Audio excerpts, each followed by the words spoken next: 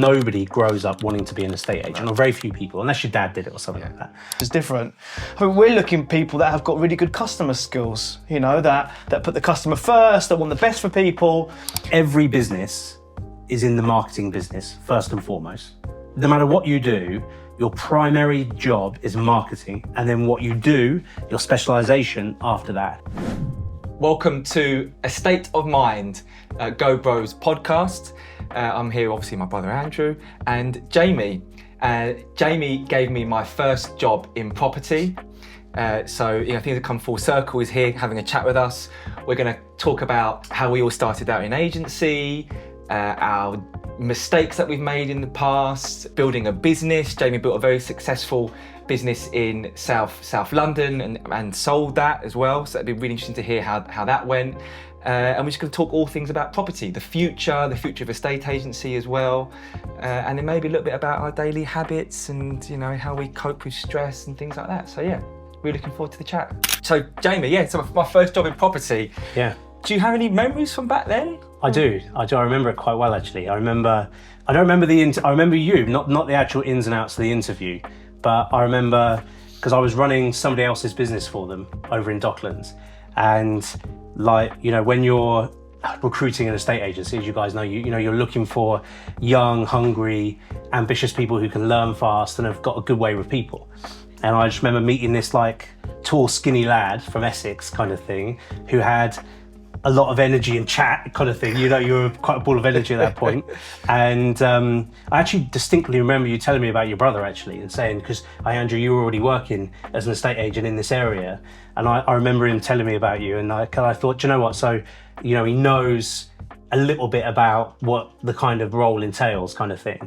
And yeah, I remember then you starting, and I remember Kenny sort of we had a good team in the office at that point. It was like 2006, I think. 2006, yeah. Was it 2006? Yeah. And I think the market was good, and I think we just opened the second office, and because when I joined they only had one office, but they had already bought the second office.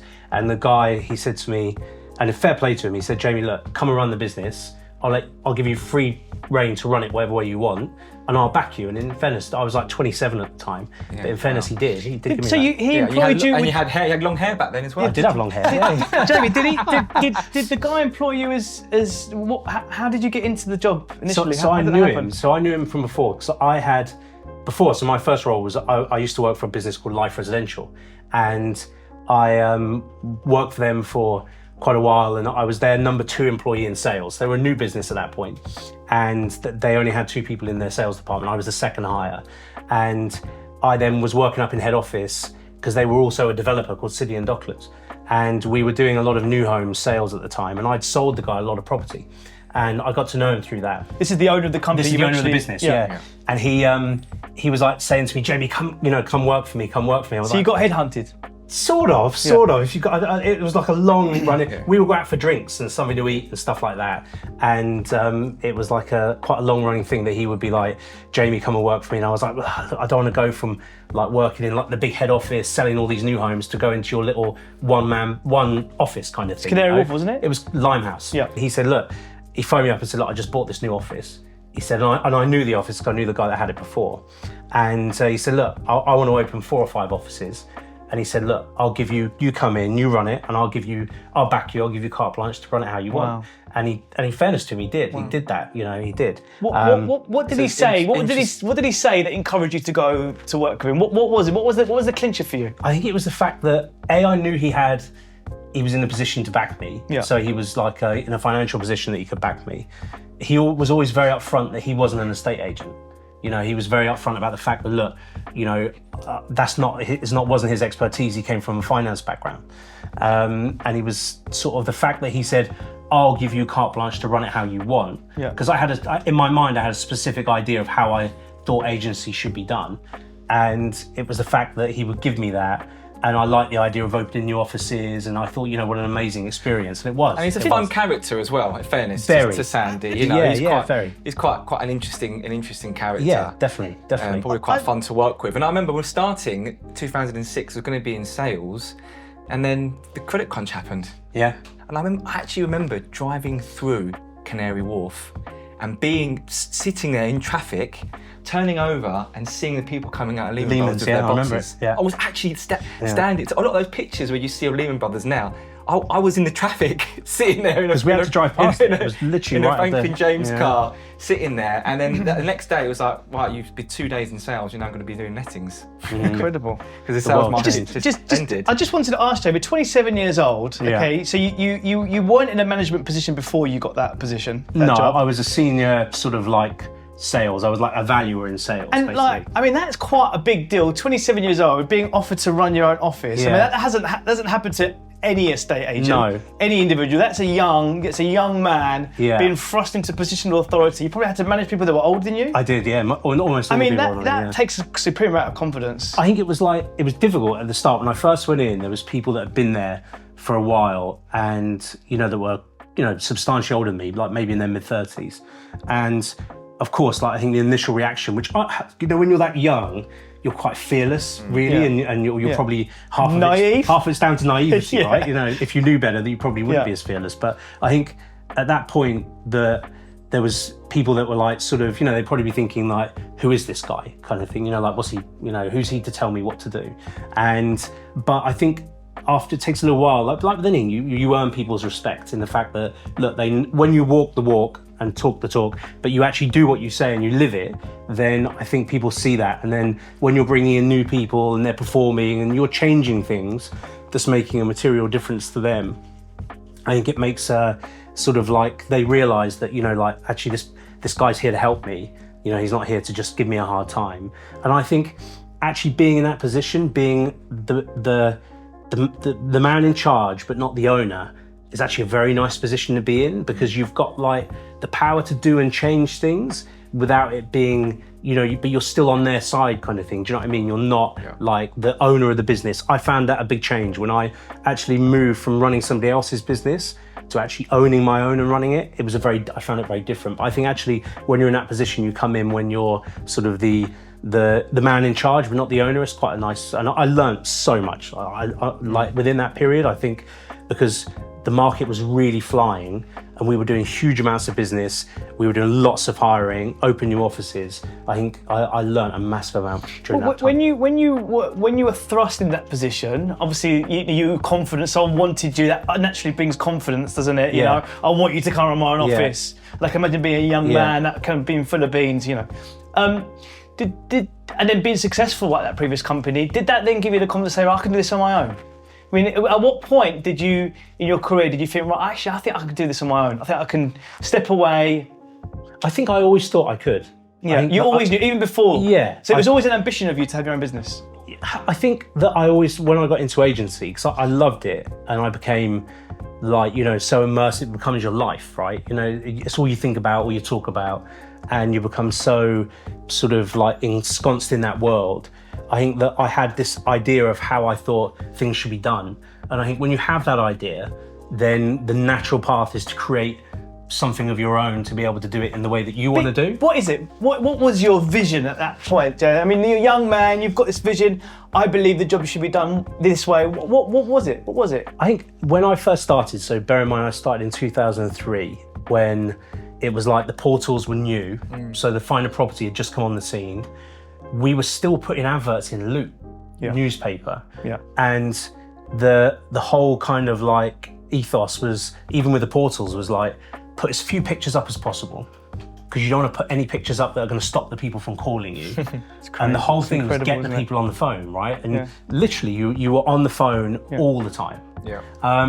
And the first manager I worked for was like brutal. He was absolutely brutal. And like I loved him and hated him all at the same time. And what give me an example of some of the things that... So for instance, if you weren't making enough calls, he took your chair away. So you had to stand up. Now bear in mind, this is in an office where like you're crammed in, because the business was growing really quickly, life resident was growing really quickly.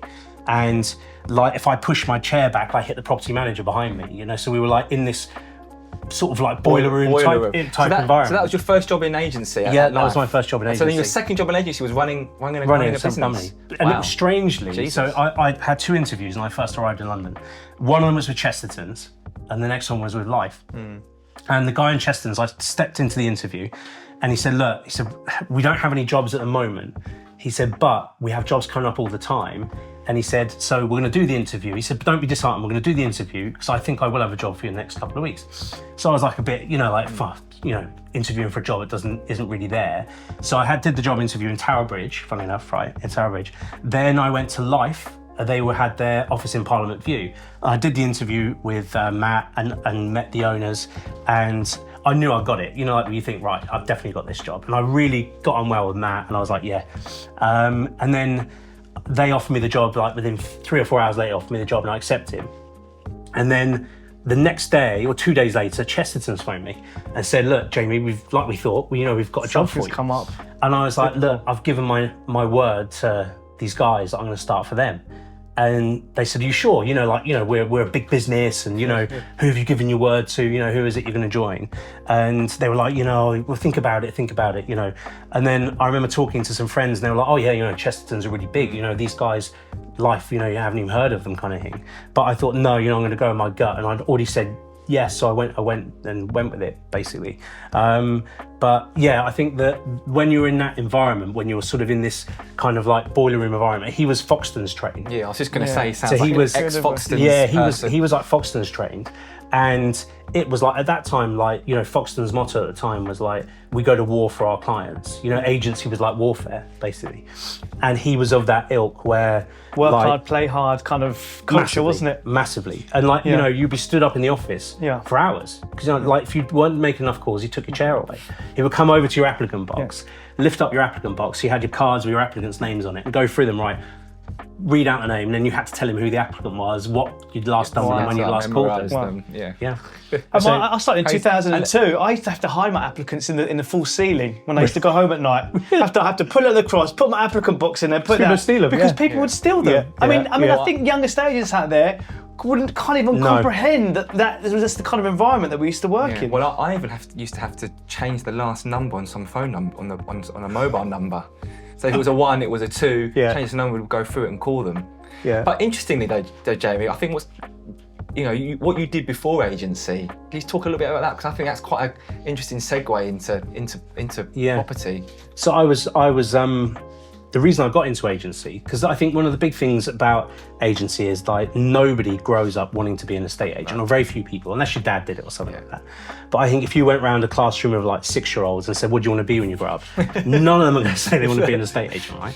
I think it's something that people fall into. But I was a holiday rep, basically. So I used to work for Thompson's. I was a Thompson's holiday rep. And in the summer, I did all the youth repping. So I did bar crawl, booze cruise, phone parties, all that sort of stuff all week. But in the winter, I worked in Gran Canaria, which is like a all year round resort. So in the winter, they used to put me in the 5-star hotels to go and do the welcome meetings. And I would do, like, when I first started doing the welcome meetings, I wasn't very good. My first few were a disaster. But because you did so many of them, I would do 3 a day. On Monday was your big arrival day. So you do 3 a day on Tuesday, 3 a day on a Friday, and then you do 3 a day on a Sunday, sometimes in front of 200 people. So you'll be standing talking on your own with a microphone for half an hour in front of people. And I was reading, and that's when I first realized, I thought, you know what? I would sell like mad, and they would send me into like other people's hotels where they were doing badly, and I would go in and like smash the sales. And it was like, I just was good at it, right? Yeah. And in the winter, I was working in this really nice hotel, and I did this welcome meeting, and this woman came up to me and said, I'm from Yorkshire. She said, and I've got a big business there. She said, but I don't think you want to come and live in Yorkshire, would you? And I said, no, probably not. And she said, well, look, when you're done with this, she said, go to London and sell expensive cars or expensive houses. And she said, and you'll do really well. And that stuck with me. I remembered it. Fantastic. It's such a good grounding that you got there for property and for life, isn't it? It's just... The Thompson's training was unbelievable. We did a lot of, especially to be one of the youth reps, you had to do like they went and you did like a big intensive training course in Mallorca at the start of seasons. They got everybody together, all the reps from all over Europe, so you can imagine what that was like, carnage. But everybody did this really intensive sales training because you were selling to people that didn't really want to be sold to, and you had to be able to get it across in this lively way. It was like the stuff I learned there I still use today. I recently had an experience with that going to a hotel, you walk into a nice hotel, first day of your holiday, and then someone's trying to sell you a 90-minute meeting. And it's that hard sale straight away. You just come into your holiday. The last thing you want to do is sit in a room. Normally it's in the morning as well. You've got to get up in the morning. You know, with other people, and it's just and it was a good reminder for me as a business owner. Like nobody enjoys that hard sale at the start. You're just walking in. It's just rather than thinking, well, this person's going to be here for a week. I've got a week to build rapport with them, as we always talk about, Jaimie, and then maybe I can get them on the third or fourth day or even the last day. But instead, I want to try and get you right there at the start of the holiday. I think that's something we can all remember for business. You know, that hard sale. Your journey's interesting, Jaimie. I think a lot of people that become estate agents or think they're going to be good at it, they think, oh, I'm good at sales. I can talk in front of a group, you know. I can say, oh, it's the Eskimo, that kind of attitude. And then they go into the industry, and I think that's the kind of. That's the confidence they need, or someone goes, you'd be good at sales, like the lady you told you. But I think nowadays, I think it's slightly changed. I think what we look for when we're hiring individuals, and I think every company and culture is different, I mean, we're looking for people that have got really good customer skills, you know, that put the customer first, that want the best for people. And I think maybe that's the evolution that our business has gone through over the last 10 years. I think maybe sales, though, I think sales at its very best feels like customer service, right? And sales is the best level of customer service, because when you have expertise in something and you understand the market, you understand products, then a salesman helps people make optimal decisions. You know, if I go into a car dealership and I'm looking to buy a new car, I know the guy that works there knows more than me about all these cars, and I'll tell him what I want, and I expect him to be able to say, Jaimie, look, from everything you're telling me, I think this is the one you want. It's got the better gearbox, it's got this extra, that extra, this will do. And that's sales, right? But at the same time, it's also customer service. But I think you're 100% right, Andrew, is the fact that I think people have become much less accepting of pushiness. People don't want to be coerced. People don't want to feel like they're being sold to as openly. I think when we first started, it was expected kind of thing. Yeah. So Jaimie's a trainer. You're a trainer as well. You've done lots of training with us, you know, and we really appreciated that. Thanks, mate. And it's been amazing.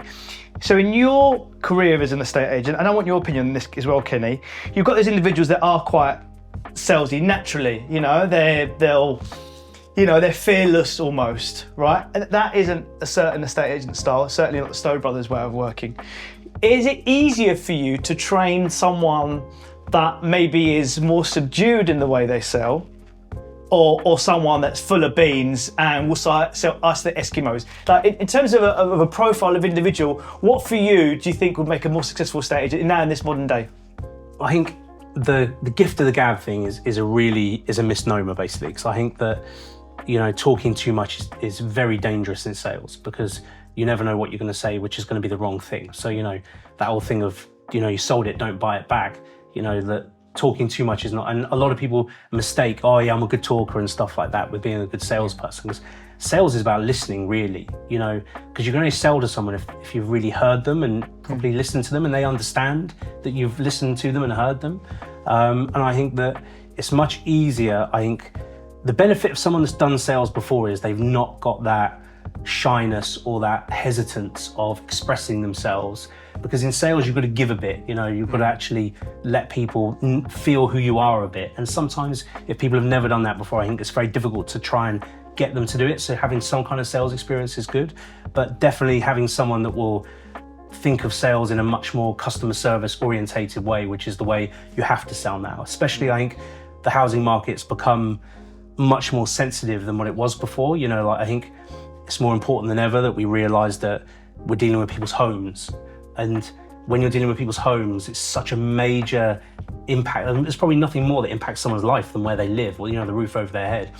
And when you're dealing with people's homes, you've got to be able to be sensitive to that and understand that. And then the other side of that is when you're dealing with people's investments, where they've invested huge amounts of money in it, you know, you've got to be able to listen and care about them, which has changed massively from what it was before. So the two things that I think is, first and foremost, you need to have enthusiasm. Yeah, 100%. So that's like, for what? for what you're doing, for the job, for anything. I think you have to have enthusiasm, and you have to genuinely want to help people. You know, if you've got those two things, and I think you can layer training on top of that. You've got 100%. The basis, the foundation there. Because you can't give someone energy, really. If someone's not got that energy or enthusiasm, you can't really train someone to have it. You can train someone to channel it. Yeah. You can't really give it to someone if they haven't. So enthusiasm is the most important trait. One off. Yeah. I think then, like you said, in terms of like, you know, showing a little bit of vulnerability and doing all that things, all of that. You can learn that on your journey, but initially, if you haven't got those two things, I wanted to help people in enthusiasm, I think you're going to find it really difficult. I think we're going for a bit of an evolution in our industry, you know, in terms of, you know, obviously technology's got a big part to play, but also the individuals that estate agents now hire, the way that we sell. You know, all of us have been in the business a long time. I started my first job in estate agents in 2001, you know, so a long time. But over the last 5 years especially, I would say that the evolution is much more, you know, it's there for everyone to see. It's much more transparent, you know, and I think a lot of it comes from the bad PR estate agents have had over the years. Which is probably unjust, a lot of it, isn't it? Probably, really, a lot of it. But wanting to address, you know, the negativity around that industry.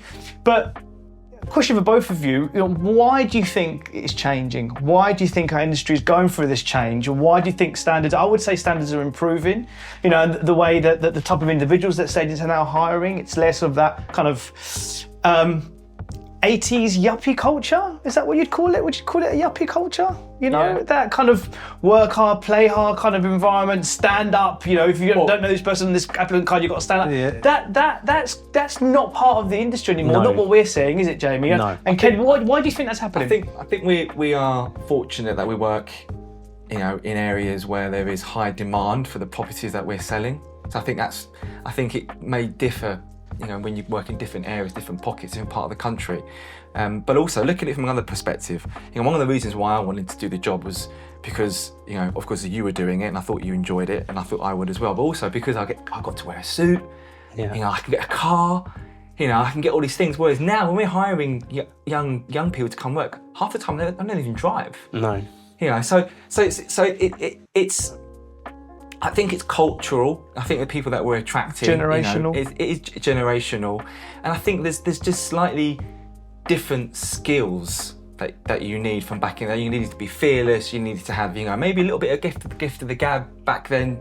You know, probably was going to help you. Whereas now, you know, like you said earlier, Jaimie, people see straight through that, and it's not what's needed. Especially when you're selling a valued product that people want to buy, it becomes less about selling it and more about how you're dealing with the process. But also, if you really think about where the skill of estate agent comes in now, is how are you dealing with the aftercare sale part? Because that's really where, you know, the PR comes in. That's the bit that really people remember. That's the bit that people that evokes the feeling in somebody. Do you think, rather than how you did the viewing or how you called somebody? Do you think of the generational, it's changed, you know, people, and it was very much baby boomers when I was first an estate agent, you know, and do you tailor the way it to the audience? Do you tailor the way you do estate agency to the audience, to your customer, because they're the ones that are going to come and use you? Gen X's, you know, baby boomers, I want someone who's going to, you know, run through brick walls for me, you know, that kind of attitude, you know, maybe that's, and then millennials are a little bit more like, actually, no, I think I want a bit more, the slightly sort of softer approach. I want people to be more heartfelt and more community orientated, you know. Do you think that's the reason for the change? I think there's probably a double-edged side to it, because you guys will appreciate this, is that when you're running a business, you know, you have to be able to hire people and you have to create an environment people want to work in. Yeah. And the problem with that old personality type that used to be prevalent in a estate agency was, we all know, we've worked in these toxic environments, like where you're hiding your applicant cards, changing your numbers on your things, taking keys home with you so somebody can't get into that property that night and let it, because you've got an offer coming in on it tomorrow morning. That kind of toxic environment, which used to be like sort of every office had that, and almost all of them had. You know, people don't want to work for those kind of businesses anymore. And I think there's that double-edged side of it, right? What kind of people do our clients want to deal with, first and foremost? And then what kind of people do our colleagues and the people that work with us want to work with, and what kind of person fits our culture and fits the environment we're trying to create, basically. But also as well, I mean, you hire people in your own image, and whether you do it subliminally or not. So we're hiring people that we think are going to do the job in the way that we want them to be done. So it's a lot of these old, sort of Gordon Gekko sort of type business owners. They're hiring people in their own image. They wanted people to be cutthroat, and from my experience back in the day, they almost encouraged that toxicity in the market. They even manipulated it a little bit, because they thought that was what Would Stowe Brothers worked in 1995? Yes. Would the Stowe Brothers would have worked in 1995? Jay, what do you think? I think your version of it would have been different to what it is today.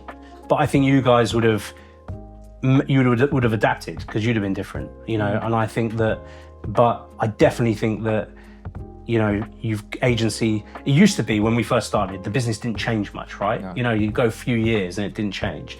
Whereas now you've probably got to start looking at what you're doing every 6 months. Like you're reviewing things constantly, because habits are changing, demographics are changing, the people you're hiring are changing. And I think that you guys, it would have worked, because something different is always going to. It would have been different though. I think it would have been different. I think it would have been actually easier. Do you know why? Because now, you struggle to even get someone on the phone. It's all email. So actually, if you want to do the job with kindness and compassion, and you actually want to listen to people, and you want to find out how you can help them, you could have done that back then, because they would have picked up the phone to you. Because it was all phones, wasn't it? It was all phones, and you can really build relationships. I used to love the job back then, because you would call people about properties, and they would be genuinely pick up. It would be one ring, and they'd pick up, and you can really build instructions. And then you can you should take them out. And you take them to one property. You do a shit sandwich. You take them to one good property, one shit property. They're going a really good one at the end. They think they're going to buy, and you had all that time in the car with people. I mean, come on. You had like half an hour, 40 minutes sitting in the car with somebody. You had a chance to really. And all your feedback was over the phone, and everybody understood that phone was the way to do it, so they made time and space to make it. But you're only as good as the stock that you have. Would you have won instructions? Would you have won listings? Would you have gone into evaluation and been kind, compassionate, empathetic? If you led on that, would you have won listings? Because did you sell, when you were here in Walthamstow, back in the day, did you sell on the basis that, look, my team are hungry, they'll cut each other's legs off to get me the best price? And that's what we did, right? That's what people wanted to hear. People wanted to hear that. So you go out, you're a lister, you open a Stowe Brothers, it's 1995, and you go out there, I'm community, I'm kind and compassionate. Another agent will come in there, and you probably would lose the instruction, because you're not telling them, the customer, what they want to hear. But that doesn't change how you operate as a business, does it? No, but you wouldn't have a business if you didn't have instructions. You just wouldn't talk about certain things, or you wouldn't make it your lead thing that you're going to lead on. Ultimately, we run the business the way that we do. Yes, it's successful ultimately because we think that it's the best way to run business. And it happens to appeal to our audience and demographic. But I think it has to be authentic. You have to do what you think is right, and it has to reflect you as a person. Even if you transported me back to 1995, I would still want to do it this way. I think, you would, but you're a businessman though, and you wouldn't start a business if you didn't want it to be successful. But do you know what, Andrew? We probably wouldn't have done it back then. In 1995? Probably wouldn't have done it. Maybe. It's interesting question, isn't it? Kenny's right though, in the fact that if you show me the business owner, you show me the business. Because really, it's the like you say, it's always in the image of ourselves. If you deal with the business and then you think, they're a bit like this, and then you meet the owner, you're like, I understand why, because we do build things in our image, and that the leaders of the business, be it the owners or the senior management, so vital in that, the way, the attitudes, the culture of the business, and you can't, if, like you say, you can't have one guy running a business in a completely opposite way to the way he is. The staff they hire, the people they look for, are all going to be like them. It's got to be authentic, and that culture comes from the business owners, and then it filters down. I agree. Are we the way we are because of the generational change, or are we the way we are because of doing it the way we are because we think it's the best way to do business and how we are as people, and the business reflects who we are. Yeah, or are we a reflection of and it works for you times. as well. Yeah. It works for you, so you lean into it, right? When you do something and it works for you, then you can lean into that. You think, right, no, this is, and it works for you. You see it in your staff, right? You see when you're hiring people, and that because one of the biggest problems that I think that old culture, that old way of working had was the staff turnover was just like ridiculous. Incredible.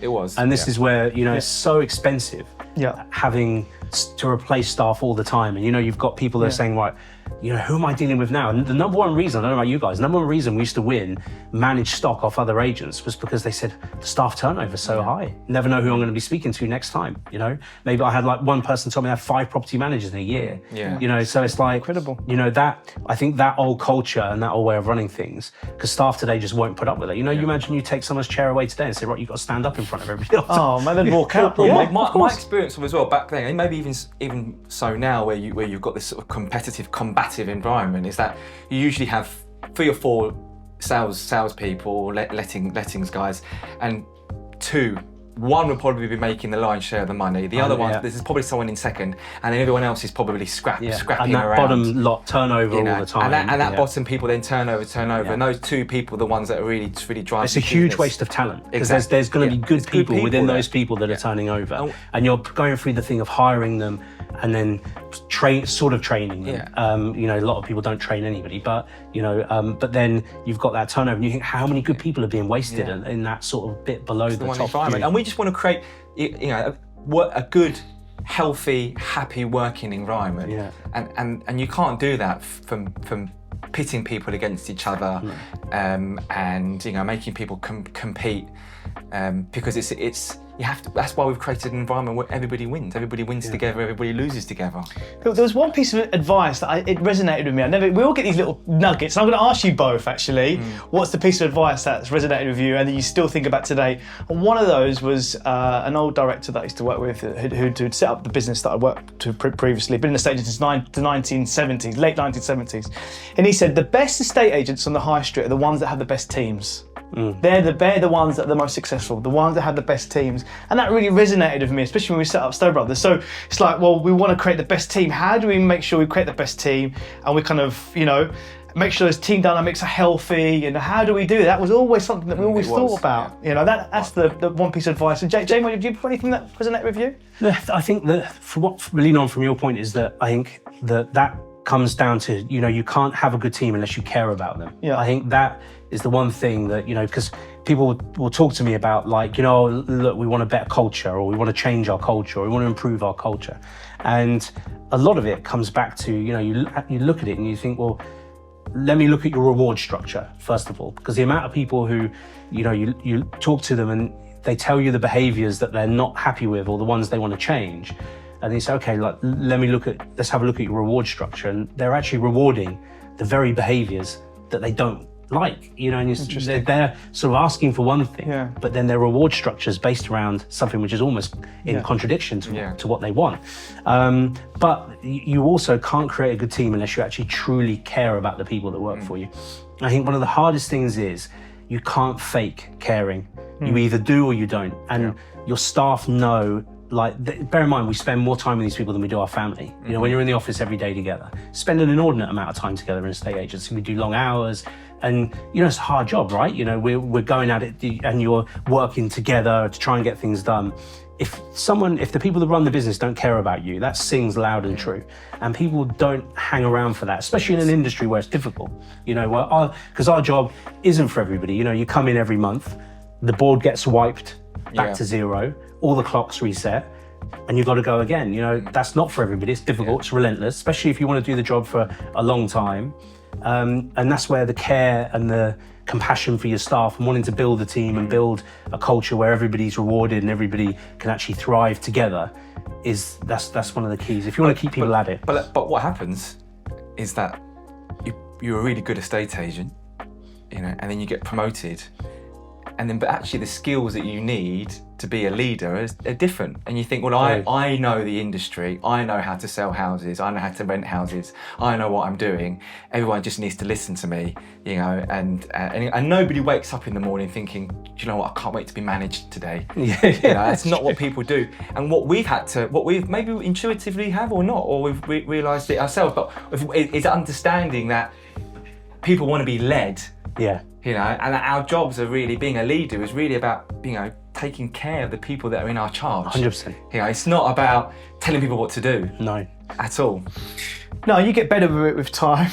You know, we all make mistakes. Definitely. I think at the start, for me, that was one of the hardest. You know, I mentioned earlier that I found it difficult, the transitioning from being the person in charge but not the owner to being the owner. I found that transition quite difficult because, you know, you know that everything you're saying is like for your own good kind of thing. You know, you can't hide behind, oh, look, the owner wants to do this. Guys, sorry, got no choice, but let's make the best of it or whatever kind of thing. You know, it's you that's doing it because there's nobody else behind you to do it, right? But I think you're 100% right in the fact that these are skills that just because you're a good estate agent doesn't mean you can run an estate agency. Just because you're a good hairdresser doesn't mean you can run a hairdressing business. Just because you're a good chef doesn't mean you can run a restaurant, right? And it's these skills, these soft skills that I think the benefit, I think anybody who's starting business now, like the fact there's so many of these podcasts and there's so much information out. Yeah. I think back when we first started, there wasn't as much talk about these soft skills, you know, like the being a leader, what it actually means. Self-improvement. Exactly. I mean, self-improvement wasn't even a thing, you know? Well, I mean, I actually remember you, Jaimie. You know, one of the things that stuck with me was always coming in on a Monday and throwing down the Times, Homes and Property and saying, read that. You know, that sparked something in me, because I think like a little while after that, I actually went and read that classic book, How to Win Friends and Influence People. You know, and it's like, because it was like, well, okay, if I'm going to get better, how am I going to do that? You know, how I'm going to improve. I didn't do particularly well at school. I wasn't really particularly a reader. I wasn't studious like that. So in my later life, I was like, well, I'm going to read. But you had to seek it out, didn't you? Yeah. That you would have to go and look for the books and or stuff you like learn that. from your mistakes. Or you learn from your mistakes, which hurt a lot. Which is. I just remember, because my journey's similar to yours. You know, I was a neg, and then I got promoted to being branch manager.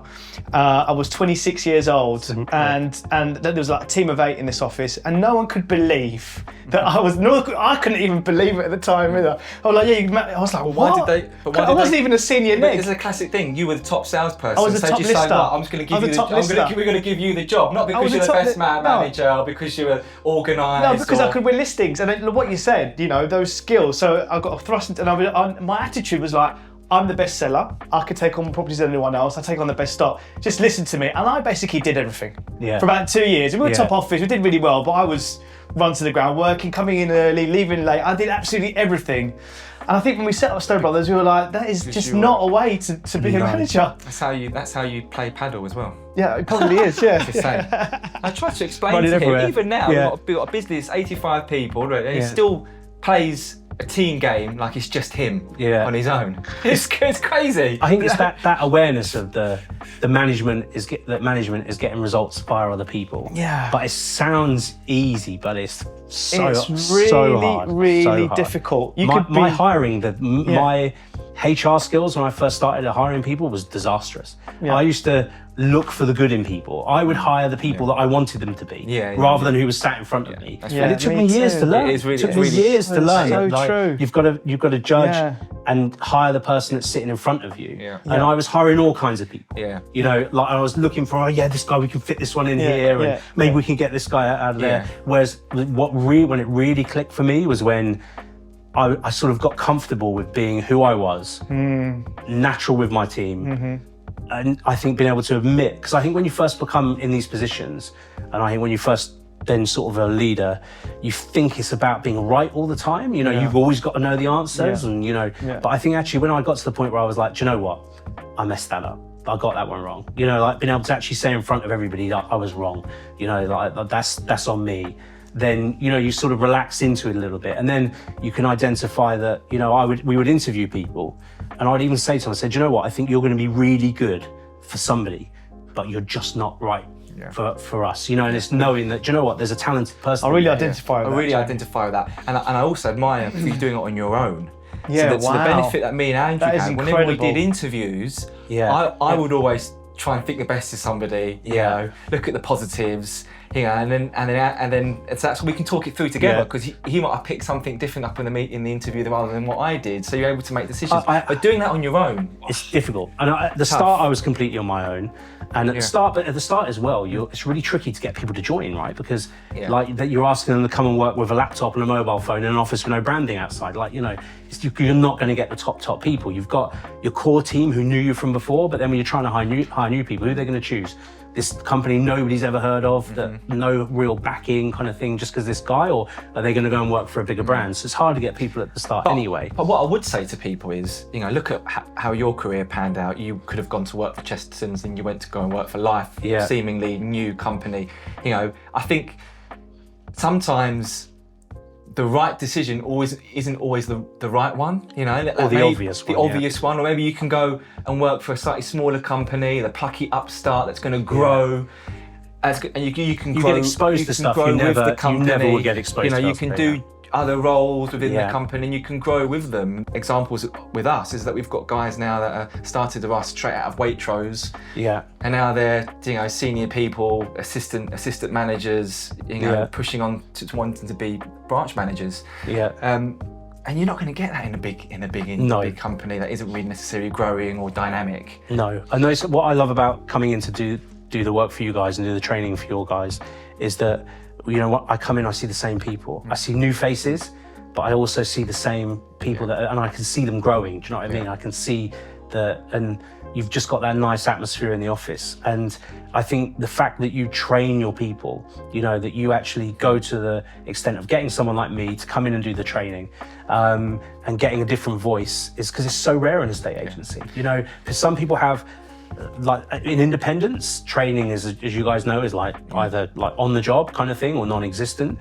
Some of them do a bit at the start, but then there's no continual professional development. So then when people have been doing it a year or 18 months, they're like, the board get wipes clean every month, and it's right again, and they're not going anywhere. They don't feel that improvement. Then it's like, you know, I think what you bring to the table is you've got these companies that have been going through for many years. You know, you've got this evolution in the estate agency. The generations are changing. You know, and you've got business owners that mean well, that care about their staff, but may just not understand the generation and what we're going through and the evolution. So someone like you, Jaimie, can come along and you can show these individuals, these maybe more established estate agents, listen, there is something happening out there. It is slightly changing slightly. The generations that are coming up that are being the main driving force in the housing market, you need to start tailoring your business to these individuals, and you can come along, and it's just not just about training, it's also about ensuring that the culture's right as well, isn't it? Exactly. Because estate agency relies on young people. That's what we always have, the likes of us who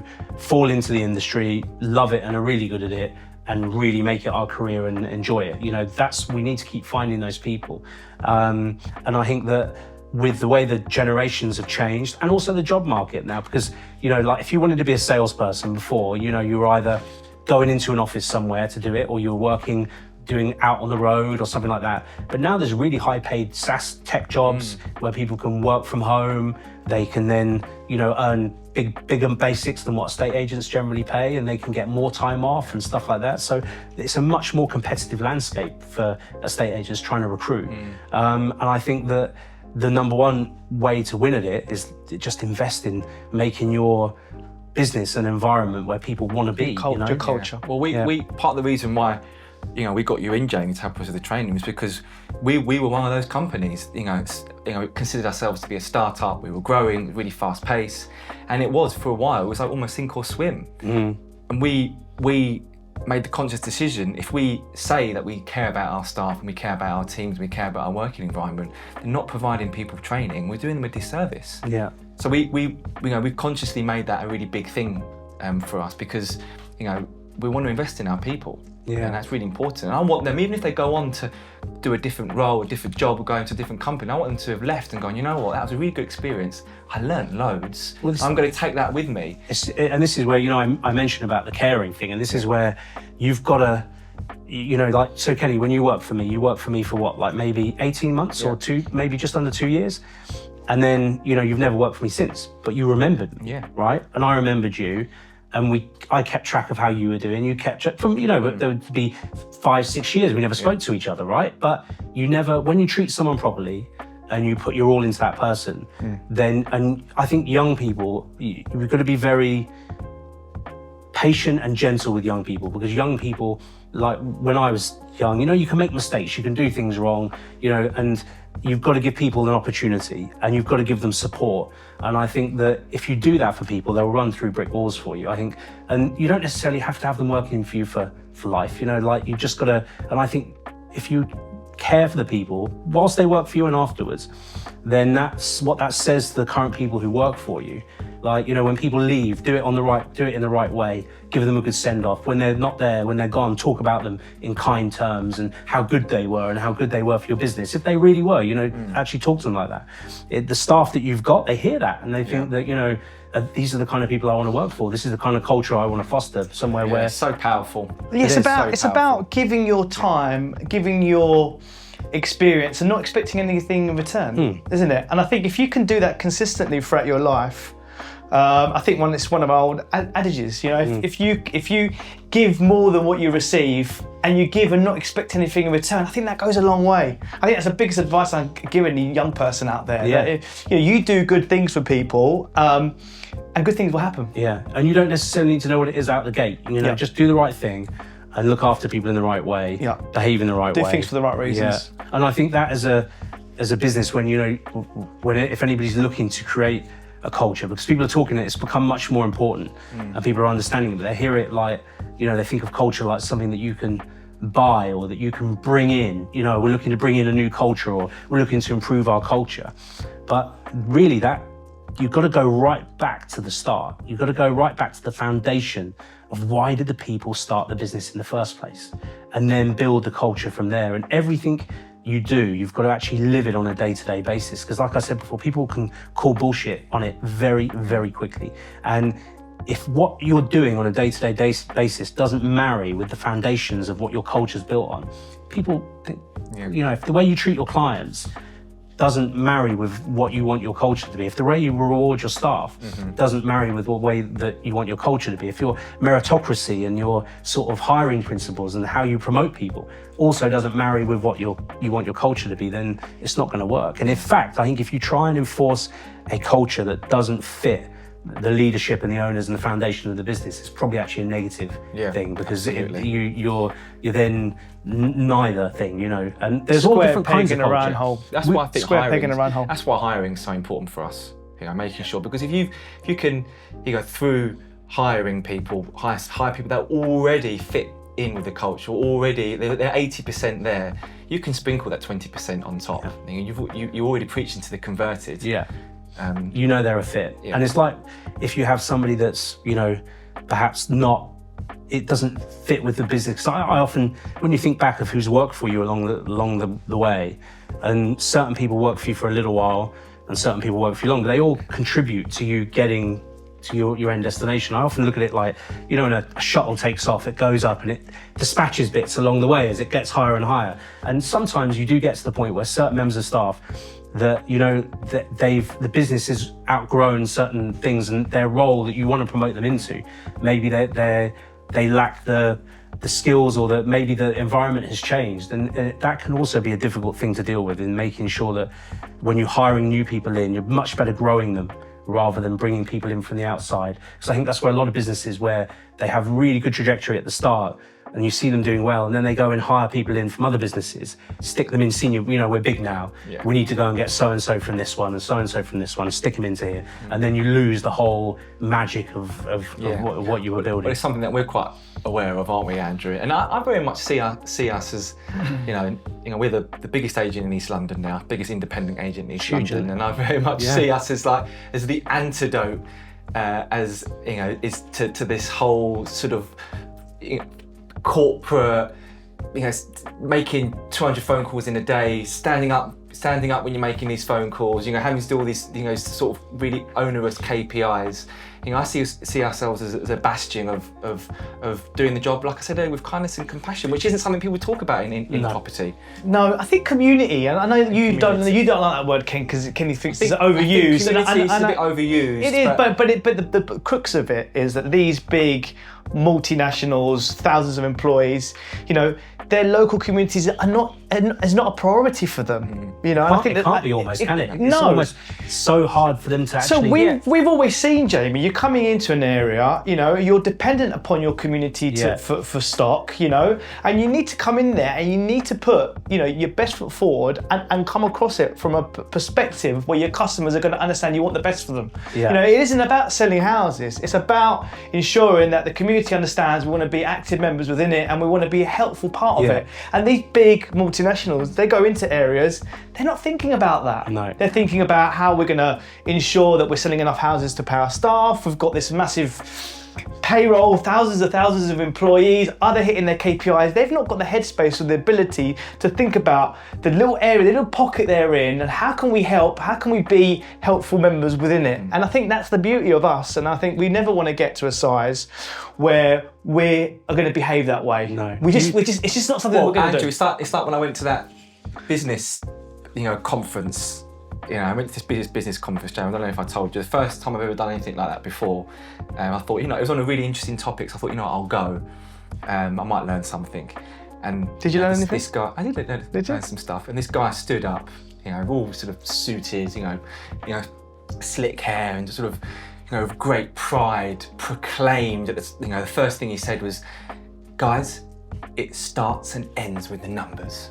All right. Okay. And I sat there and I thought, God, if that's like big business, if that's how people are thinking, then if we continue to do what we're doing, we're going to have a distinct advantage. Because for us, it starts and ends with the people. Yeah. The people, the staff, the culture, our teams, our customers. They're the people at the heart, and the numbers are like take care of themselves. They take care of themselves. But the problem is the numbers really. The danger with what the guy's doing, and that probably works for him in his role, which is fair enough, but maybe that's the culture in that business is they want people with that attitude. That's what works for them. But I think the problem with numbers is that it's easy for someone else to replicate or better you. So if your staff are purely looking at what am I getting paid, then someone else can come along and pay them a bit more and then they'll leave. Whereas if you're giving your staff an environment and a culture and a sort of, a business that actually means something. I think that's the most powerful thing about this generation is the younger generation now is that they want to work for a business that actually means something, actually cares and really actually lives it. They actually, and that for me is way more important than just throwing money at people. We used to have the old thing of stick a 50 quid on the wall. First person that does a viewing gets the 50 quid, right? You get a Mercedes. The drive for profit. But also, how often do we use that word, Kenny? What happens is though, in these big businesses, someone's sitting in an office in a tower block somewhere, and the thing that jars with me is that if you're looking at numbers and you're looking at spreadsheets, you're not seeing the human impact that you're having either on decisions over staff or people or decisions that are going to affect your customers because you're just looking at the numbers. You're being led by the numbers, rather than by emotion and by customer service and by the people. And this is why these businesses don't have a great culture and don't have good retention. Because the thing is that I think the one thing that I realised was that when you're running a business and you are a leader, like all things in life, it's when things go wrong that people can tell the most about you, right? When everything's flying and everybody's having good months, everyone's on top of the world, it's easy to be a good leader, right? But it's when someone who's been really good all of a sudden starts struggling a little bit. It's that point when something goes, which happens like COVID or something comes out of the blue or someone has a problem in their personal life. It's how the leadership and the management respond to that problem in that tough time and how they treat that person, and how you pick that person up who's been, doing really well, but they've fallen off. Do you treat them harshly in front of everybody else? Are they all of a sudden not I think when you're looking purely at figures and spreadsheets from afar, that you can't really have that human touch. And I think it's that human touch that gives that sort of culture and that feeling of these guys actually care. Do you think size has got to do with it? The size of a business? Does it get to a certain point of a business where the drive for profit, the numbers become much more important. I think because of the I size. think funding has. I think if you bring in corporate backing and you start going on acquisitions and then you have other people to report to other than yourselves, then I think that just naturally by the fact that you've got somebody else pushing you from behind to do certain things changes it. I think that has no interest at all in the business apart from am I getting a return on my investment? The business, am I getting a return on my investment? Exactly. So that's when it changes. That's when it can change. I think also with size, I think that you want to try and engineer your business for as long as possible for you guys to have that touch, that human touch with as many of your employees as you can. So you never lose track of that. However, when a business gets to a certain size, how do you keep that? How do you maintain that level of kind of like internal dialogue and that internal information going when you've got 15 offices? You're relying on your managers. And this is when, if you're breeding your own managers who've been bred in that culture, but then if you want to expand quickly, so it is difficult, I think. It is difficult, but doable. It's where culture comes in. And I think it's also where how we make decisions in our business. It's you know, our big whys are to be the antithesis of stereotypical estate agents and to provide our communities with property service they can be proud of. You know, if we remember that at all times and if we stick true to that, and then all of our decisions can then, you know, flow down from that, because we can make a decision and go, okay, how's this going to affect our people? How's this going to affect our customers? You know, is it going to be positive? Is it going to be negative? You know, and if you can remember that, then I think we can grow and we can get bigger and still retain our essence and our core beliefs. I think it's going to be an interesting journey, though. Definitely. I mean, it makes me wonder about our future, Ken. You know, what our future's going to look like further down the line. And I think I'm going to be honest. I think we've been approached by bigger agencies, and we're just not interested. You know, it's not something that we. You know, we're passionate about what we do, and we feel like we're at the very beginning of the journey at Stowe Brothers. But even though we're 10 years in, even though we're 10 years, we still think that we're nowhere near ended, and we're at the beginning, and we're trying to create these foundations, and we can grow the company and do all these cool things. And you're obviously helping us with that, Jaimie. But it makes me, what it breeds is estate agents, we're naturally quite competitive. I think the very best ones, and it brings this competitive edge out in me, especially wanted to go up against these big, you know, estate agents backed by, you know, public private equity, PE, backed by PE. It makes me want to kind of go up against these big boys and go like, we're going to do it. And I think you kind of went through that process, didn't you? You know, and then you had your own business, and then you saw the future slightly differently to us. You know, you 10 years in, and then you sold. How did that go? So it's a bit longer. So from when I started my own in 2008, and I sold it 2 years ago. I think one of the biggest differences I see, and it's very interesting actually with the work I've been doing with you guys, like I was on my own, right? So I had like a partner, but he was a silent partner. And so I ran the agency completely by myself.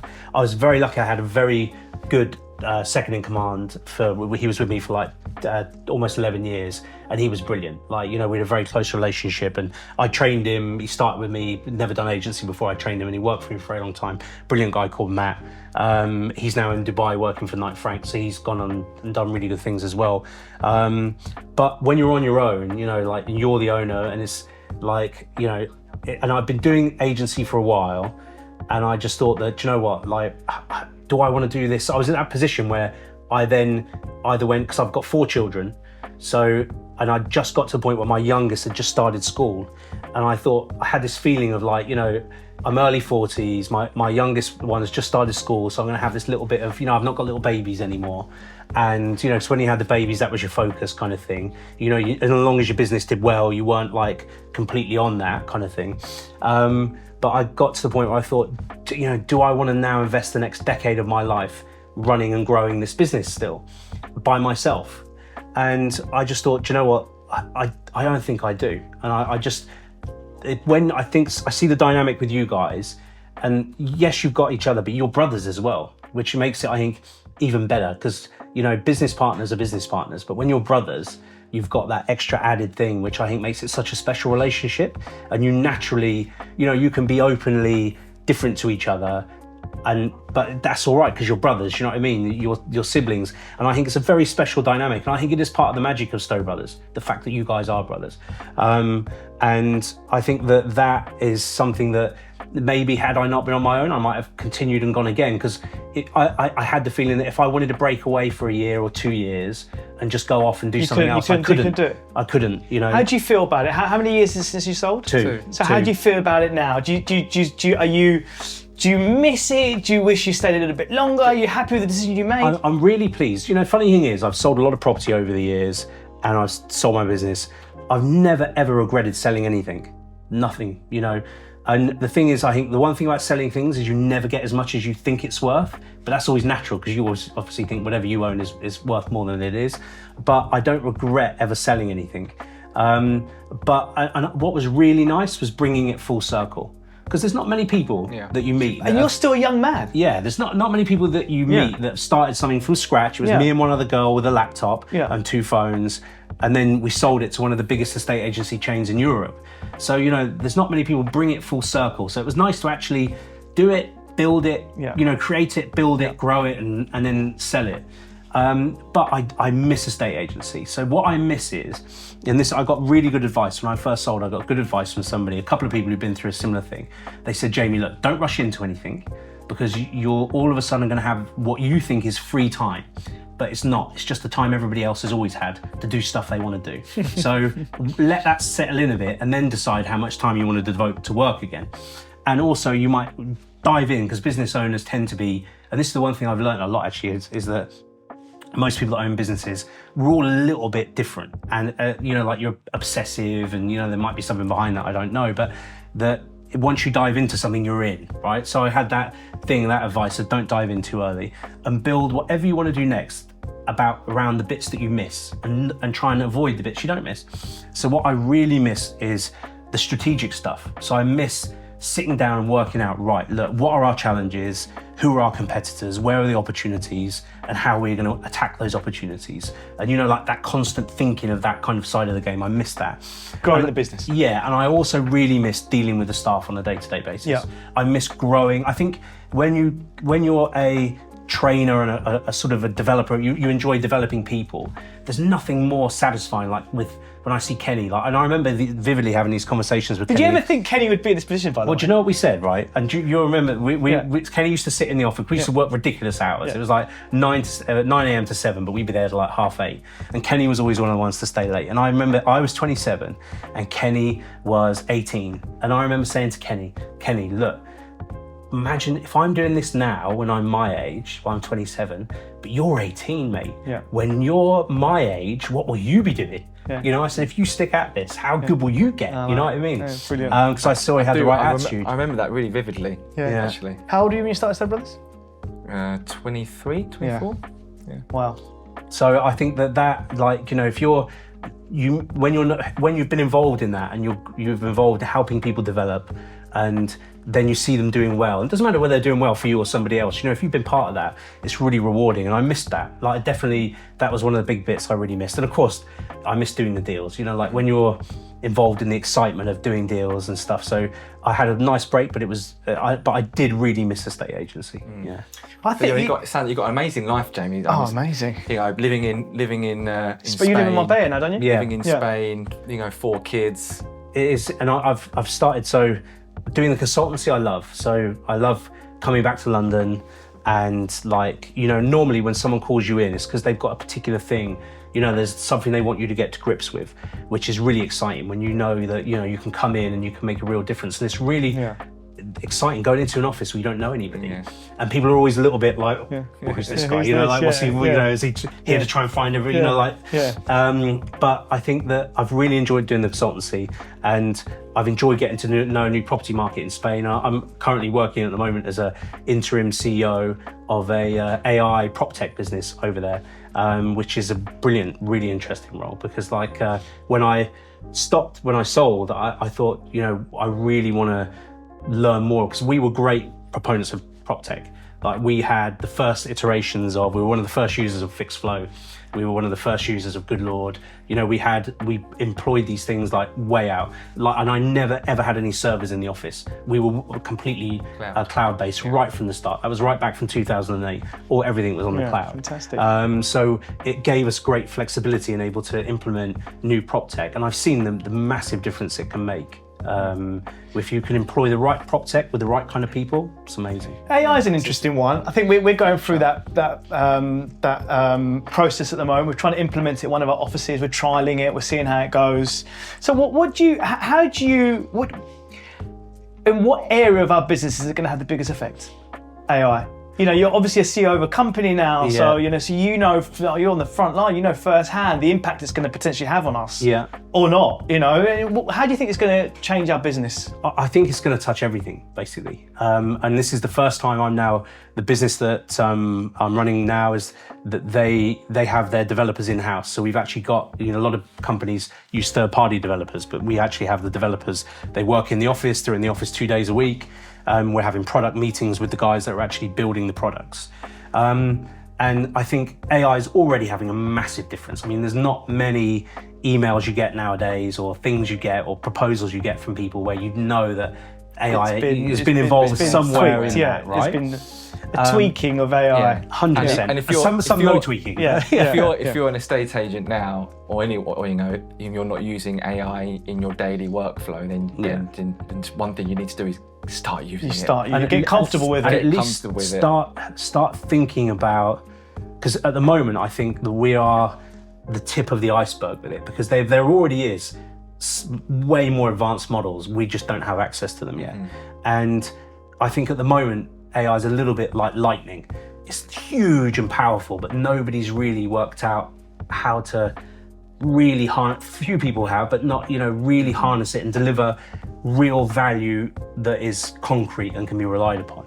And I think that there are businesses out there like ours that are working in this way with the technology, and we're constantly talking to agents, talking to developers, and working with clients, because we've got our own platform, but we also have our own sort of prop tech side to it. So we've got a platform that deals with customers, so it's B2C. We've also got a traditional real estate arm, and then we've got a prop. So we have our own sandbox basically to be able to test products in. So you think it's gonna? Do you think it's gonna replace people's jobs? Can I just say a point I want to make, right? Before everyone out there, I think my opinion, and I know you agree with me, is I believe that it's going to create jobs, not take jobs away. I read a Future of Jobs report. They release one every year. It's this massive document, some macroeconomic data and geopolitical stuff. It's crazy. One of the things that resonated with me was the advent of AI and the impact it's going to have on the jobs market. And I think it's 71,000 jobs that they'll be non-existent, but it's going to create 115,000. Yeah. So in our industry, in the estate agency, I think there's this fear maybe from staff. They're putting the kind of, blinkers on. Yeah. I believe that it's going to increase customer-to-customer contact, face-to-face contact. It's going to mean that, our workforce may have to increase, not decrease because of it. Jaimie, what's your opinion of it? I think that for business owners that it's a very powerful technology, so you've got to understand it, or try your best to understand it, because it's constantly changing, and try and stay ahead of it to how it might, because if you're not, your competitors definitely will be. So you need to know it from that point of view. But I think my experience with technology and prop tech is that, so relevant to our industry, is that there's definitely a sweet spot between where the people and the technology meet, and not too, there's a real, if you sort of just make it all technology, you lose the magic, because from the outside you could think, well, a computer could do that, but actually from the inside you understand where you need that human touch to be able to do these and make it actually work. And I think it's finding that sweet spot and keeping that sweet spot. And I think that there is a very high chance that, like Uber, for instance, when they launched Uber, they thought it was, like the size of the taxi market or the private hire market was really small, and they thought, well, how big is it going to get if it's just it's just going to replace private hire? But Uber didn't replace private hire. Uber actually brought out new use cases, so people who would have taken other modes of transport then started taking Ubers. People replaced buying a car with I'll just take Ubers when I need one. So I think AI will probably bring more expansion, more use cases and more business to be done, kind of thing. But I think, Ken, what's going to be the interplay for let's say you're a young junior lettings or sales advisor? How's that? And we fast forward 10 years time. What's their working day gonna look like? What do you think? Jamie's on the inside. Jamie's looking at how this stuff's being designed and being made. What is a estate agent's day going to look like, do you think? I think it's hard to, because it's moving so quickly. But I think automation is where it can deliver real value, and it can let the staff concentrate on the high value stuff that only a human operative can deliver. Now, there will be people that say, well, AI is going to be able to do it as well, because it's going to have the sentiment judging and all that sort of stuff as well. But I think the power of people still wanting to deal with a person is still going to be there. No, it will never go away. I don't think that will go. I don't think that will go away, and that's why I think, you know, being an estate agent, you know, it isn't something that people grow up wanting to do. But by God, I think in terms of an industry to get into, even if you then go on to do something else, I don't think there's any better industry to learn business, people skills, business, you know, supply and demand, you know, local markets, you know, understanding a little bit about the legalities. You know, this is multifaceted. It is. So even if you come in being an estate agent for 2, 3, 4 years time and then you go on to do something else, you're going to have the best grounding, because look what it's done for us. Look what we've learned. We're now going, you know, you're doing other things now, doing different things, working for a tech company. All of that is underpinned by what you learned in the estate agency. 100%. And I think our thing is, the great thing about estate agency skills is that they're so transferable, because actually, you know, everyone needs a home, everyone needs to buy, and a lot of people do very well out of property. I think estate agency's been, and it's one of the things I'm really passionate about, is making sure that, you know, it's with all the regulation that's going to be coming out and stuff like that, which I think is a good thing for estate agents to make it more professional. But what I really hope we don't do is scare off the people that just, you know, like us, that sort of just happen to think, oh, I'll give this a go. Do you know, I'll give it a try. Yeah, we need low barrier for entry. I think the skill set, because of technology, the future, there's going to be roles within estate agency that don't even exist now. Yeah. There's going to be roles, and I sit there at night and I just, you know, chewing the fat in my own head and trying to use my imagination and think about how it's going to change. You know, all these skills that you mentioned, Kenny, are spot on, but there's going to be skill sets that we don't even know we're going to need yet. And there's going to be job roles within our even a little office, a high street office. There's going to be individuals in there of certain job titles that we don't even know what they are yet, but it's going to change. I think it's going to change for the better. And I think what's going to happen potentially is that, you know, similar to the online model that we had, where, you know, online, it's the way, it's the future, you know. And it just sort of faded away. And I think you're then going to be, in the future, you're going to have businesses that are going to be really heavy AI-led, heavy technology-led. And, you know, I just can't see that working long term, you know. But the agencies that I think are going to use the AI to supplement what they're already doing, like you said, to give people more time to do the human connection. You know, to do the rapport building. Now they're the agencies that are really gonna feel the benefit of it, and that's how we see it, don't we? We don't see it replacing anyone's job. No. Would you see it? You know, it's going to create jobs. Because you imagine you could have, and this already exists. This tech already exists. That you could have a applicant that registers with you, and you could have your guys talking to them on the phone, and you could have the AI searching LinkedIn, the internet, finding who this person is to give that salesperson the background of who they're talking to, and you know, if they mention a property, they could search the database. You know, there's many things that could really optimize. That person who's on the phone can really do an amazing job when they're on the phone, because they're not having to think of all these things that they're going to have to do. You can ever get anyone on the phone. It's going to be it's going to be a department. But what? Like we've got marketing, we've got, you know, customer relations, we've got, you know, compliance. There'll be an AI department. There'll be an AI department as well, on top of all these other jobs. But I think the differentiation, how do you call it? Yeah, we know what you mean, mate. Yes. Yeah. That, I think, the differential. To be able to differentiate yourself from the other businesses is going to become more challenging if you're just an AI business, because everyone's got, the great thing about it is going to be very democratized. So a lot of this stuff is open source. So it's not like someone's developed a CRM in secret or in thing and only the top agencies can afford to get it. This is, you know, AI is, most of it is open source, so anybody can tap into the power of it. So if everybody's using the same kind of large language, same kind of models to produce the same kind of results with no difference between the businesses, then it's the humans that will always give that difference. It's the people and the culture on top of the technology. So nothing, and that's still the case now. But two things. So we've trialed the sort of AI chat, you know, and people instantly know that it's not a real person. And they want to come off of it straight away. So I actually think there's going to be a big, long period where people are either going to eventually, like we got used to emails and WhatsApp. I think there's going to be a big, long period between where we are now, where people don't want to talk to a chatbot, people don't want to talk to an AI chatbot. So then maybe in 10 years' time, maybe they're going to get more comfortable with doing that, because we tried it. People hate it. They want to come off of it straight away, so we stop using it. I think that's going to take a lot of time for the market, for us as human beings, to actually get used to the fact that I'm just talking to an AI. Because look at it from another perspective, when you receive an email now and you know it's written by AI, it loses a little bit of the feeling, the emotion, because it's not another person's head that you're. I'm going to be honest with you. I disagree with you, because if I'm doing something that's a mundane task, like booking a viewing, for example, I don't really want to have to speak to anyone. I want to just be able to do it in an instant.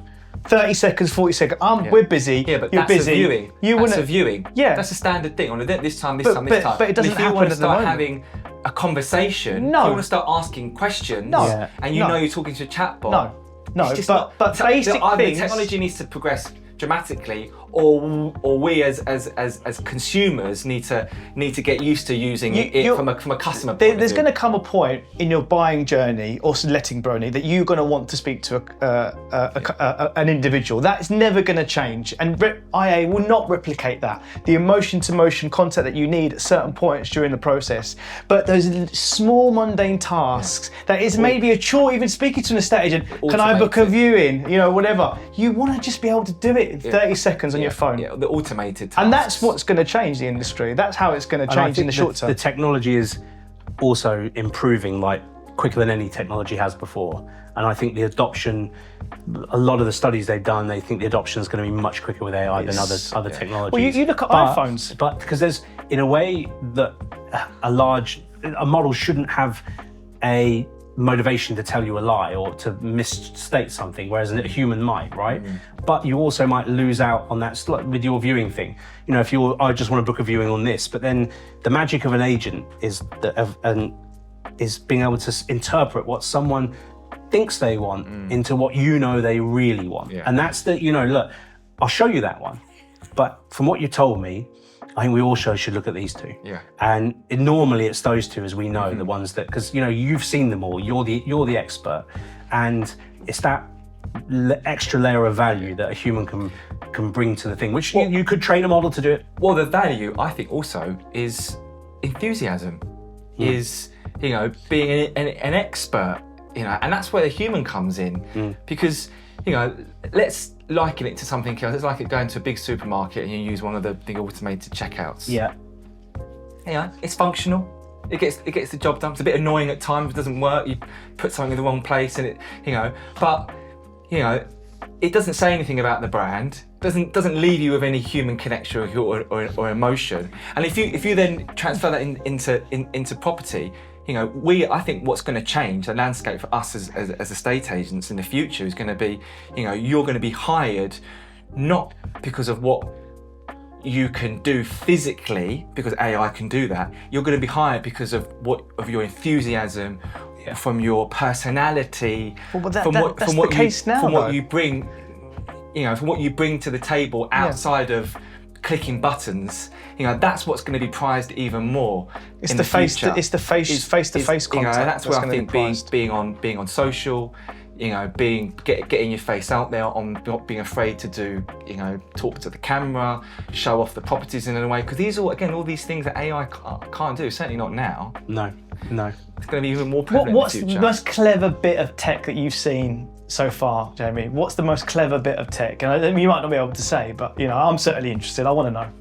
I think a lot of the, because when you go to the difference between Spain and here is that the UK is a very data rich market. So, if you go to Marbella, for instance, you can't tell what this house sold for, what it was originally bought for, and stuff like that. So it's a very opaque market when it comes to actually data. So valuations are also, when you're doing your comparables, you're going off what was on the market and what's maybe how long it's been on for. It's a slightly different thing. So the UK, I think, is very, very data rich, which means that you've got lots of data points to play with. And I think some of the automations that they've been able to do here, some of the software they've been able to do, so if you think back to when we were first doing valuations, it was a very, a chat in the office amongst the team. What do we reckon we could get for this? 3-bed here, that. Mr. Vendor, what do you think it's worth? Whereas now you can go out, and I think from an agency point of view, that's been really powerful, is the fact that you can back up your opinion with fact, and that you can then see what other things are doing. I think what's going to be really interesting is to see how this affects the portals, is to see how AI-centric search affects the portals. Because when we have a couple of agents that we use and trust, as in AI agents that we're used to using and trusting, and we can give them tasks of look, this is what I want to find, I want this kind of, and at the moment would it not use the portals? Would not that agent use the portals and pull information from there for you? It could use the portals, but it doesn't necessarily have to. So it could go to agents' websites and get the information from there. And you're going to be able to get to the point where you can say, look, I want a garden that looks like this. I wonder if the portals will block agents from their website. And this is where it's going to be really interesting to see, because of course at the moment the aggregators are the biggest show in town, because that's the place everybody wants to go to, is that, look, if I want insurance or if I want to definitely find a property, I'll go to an aggregator. And you normally just remember the one that you need, right? And that's why Rightmove have been so prevalent. But it's going to be very interesting to see, does this shift, if it becomes a huge shift in consumer behavior, and the way people search for property or anything, because when you Google now, it's very interesting, you don't get these display adverts, your first things are AI, and it suggests something, gives you one answer really, not, these could be the potential answers. Mm-hmm. So if that shift continues and people then use these, because you're going to be able to use it to call the agents, request extra information, you'll even be able to use it to book your viewings. So the applicants could say, look, I've got this time is Saturday, call all these people, call this agent, and this agent, arrange these viewings for me. So it's going to be an individual's AI talking to the company's AI. Could be. Yeah, it will be like the mundane task. And I just, one question that I had, and so these AI agents, they're the ones that are going to be communicating. So as business owner, as estate agents, if you want to make sure that you're getting on the radar of these AI agents, what can we be doing now to ensure that we're protecting ourselves? Like, we know what we need to do to get on the first page of Google, know, but getting on the radar of these AI agents, which are coming, So what do you think business owners could be doing now to ensure that AI is noticing them? I think it's going to be a skill set, just like you mentioned, you've got to, when you're an agent, you've got to know how to work the aggregators, right? You've got to know how to get results from the aggregators. You've got to then know how to get results from social media. You've got to then know how to get results from Google. And it was Google organic search. You had paid and you had organic, but organic, the leads were much better, right? So, and as we all know, the valuation leads from your website are 100 times better than a valuation lead from an aggregator, right? So from a Rightmove or a Zoopla or something like that. So I think it will become another game that we're going to have to play as agents, is right. And of course, Google update their sort of algorithms and their rules around search. Everyone has to change tact and change what they're doing. And I think it will be the same with the AI agents. As they bring out these new AI agents, you're going to have to make sure that, or we're going to have to make sure that our own agents and our own sites are sort of, going to be able it's to really link interesting. easily with it. So I'm a customer. I use my agent. All right, hey, I would like you to arrange 3 valuations for me on my house. Yeah. Right.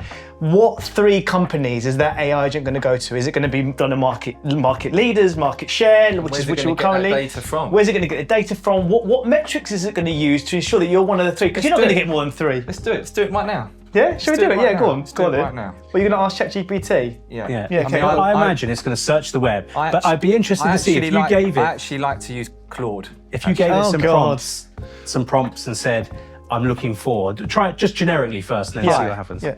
I need a... Put your address. Valuation. No, I've got 3 valuations on my house. I need 3 valuations on my home in E17. Why don't you put the address of the property? I have. I just don't want to, Oh, okay. you know, say my address out loud, Andrew.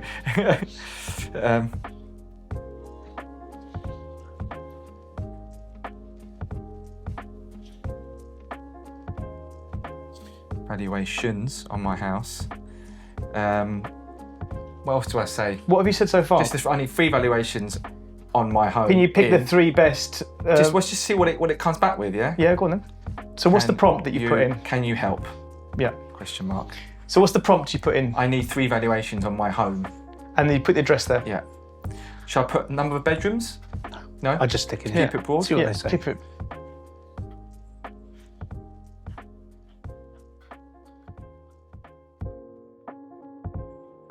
Oh, something's gone wrong. Typical technology. It's yeah. fail, Yeah. a fail. Just use ChatGPT, Ken. That is ChatGPT. Oh, no, that didn't work, that failed. Let me do it. We're going to have to edit this bit. Yeah, of course. I would yeah. like. Actually, just do it as a speaking to your phone. Yeah, you can do that as well. Okay, yeah, Quite yeah. Let me And do we do want it. to talk about High Street? Yes. Because this can lead us on to High Street. Okay. The other guys. Hi there. Don't know. Two. Well, we don't have Hello? enough time to transfer data and everything. So you Hello? need to do that, okay. We're wrapping up now. Yeah. Yeah. Hi, I would like 3 valuations of my house at 100 Bedford Road, E17 7AP, or 4AP, sorry.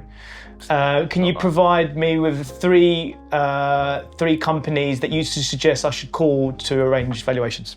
Vic's going to do it Yeah. while we're sitting here talking. So- She's going to put so- the prompt in and she's going to ask I think this ChatGPT. ties in nicely with what do you think, you know, is there a future in high street offices? I think you boys are obviously big believers in the High Street. And I think having been, so my first office I had was tiny frontage, like that non-existent frontage.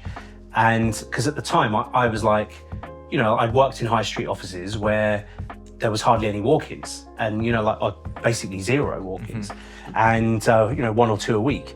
And you think, right, you know, do I need a high street office? And at the time I thought, no, I don't, right? And then after having run that office for a while, I was lucky enough then to buy a very big corner Foxtons type office with the wraparound glass on the biggest thoroughfare in the area. And I saw the power firsthand of what it has on your brand and on your business, even if nobody's walking into it. The fact Advertising. you walk into that valuation and they go, yeah, I know you guys, you're the ones on the corner. yeah. Right? Yeah. And it's the first time in my career I'd had people walk in and just go, I've got the keys to my flat, I want you to let it. Yeah, fantastic. And, you know, they're coming to you and asking you to do it. You haven't even done anything. Yeah, the high street isn't dead for estate agents. No. But I actually think it goes one step beyond that. I think, you know, talking about being in the community and, you know, saying what you mean, being involved and being part of the community, you know, you can do that as an estate agent if you've got a high street office because you're going to Yeah. go for lunch in the local places, you're going to meet the people can pop in for a chat, you're going for a problem let or a problem sale, people sometimes going to want to come in or you can invite them into the office. So it really enables you as a business owner, I think, to embed you within the community rather than have some sort of, you know, above the high street or even behind the high street presence. It is. And I think there's a billboard that you can also house all your staff and yourselves in. Yeah. It's one of the most high value forms of advertising. As long as you've got that kind of a decent position on the high street, I think it is a marvelous thing to have. And like you say, you guys have got the community piece like done really, really well. And it's because you guys care about it. You mean it. You know, you don't do it because it's a good thing to do. You do it because you actually genuinely are interested. You know, you guys live locally. You know, your staff live locally. Your staff know what's happening around here. You know, that makes a big, big difference. Because I think people don't want, you know, help from people that are just doing it for advertising purposes. People want help from, or they want involvement from people that are genuinely interested in what they're doing. Yeah, and also the way that you look, the office looks, it gives you another opportunity to differentiate yourself from competitors. You know, it's like, you know, the office says something about who we are, who the business is, and then, you know, and looking at it from another perspective, you want to go and work for, you know, in a nice environment. You want to go and work in a comfortable, refreshing, cool office. So it helps with hiring as well. What did it say, Vic? So for some reason, Chat AI doesn't want to tell you. I wonder if there's something on there. Yeah. However, if you go into the AI overview, I couldn't do exact valuation, but if you go to who is the top agent in Waltham Forest, it says, would you like to read it? It's difficult to definitively name a single top agent in Waltham Forest without access to real-time sales data and specific criteria. However, based on online listings and reviews, several agents consistently rank high. Stowe Brothers, with 16% of listed properties, they're a major player known for their local expertise and fresh approach. So 1, 2, 3, 4, 5 out of we're the number 1 out of the 5 agents. Yeah, well done. So it works. So it's true. Truth to full. Fantastic. I wonder if you did East London instead of a specific area, see what you come up with.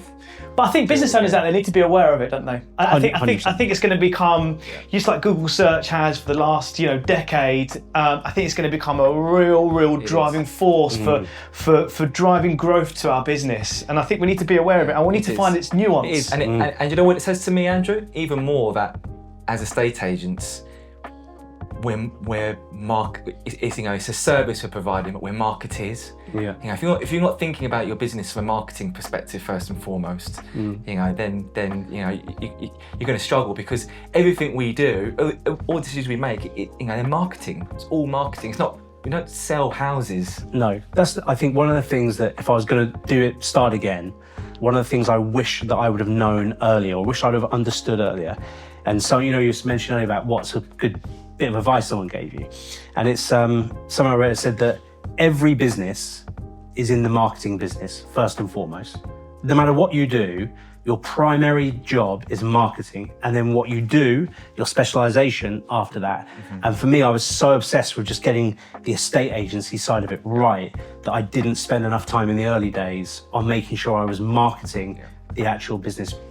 You still did a really good job, mate. Yeah, I mean, you have been a really successful estate agent, sold it for loads of money. Exited, really well. But guys, really thank you, Jaimie. Thanks for having me, guys. That was a really great chat, pleasure, really interesting. pleasure. I think maybe we should, there's probably so much more we could probably talk about, isn't there? So maybe there should be sort of part 2. No, I look forward to it. Thanks so much for having me. Cheers, guys. Thank you, mate. Thanks. Thank you.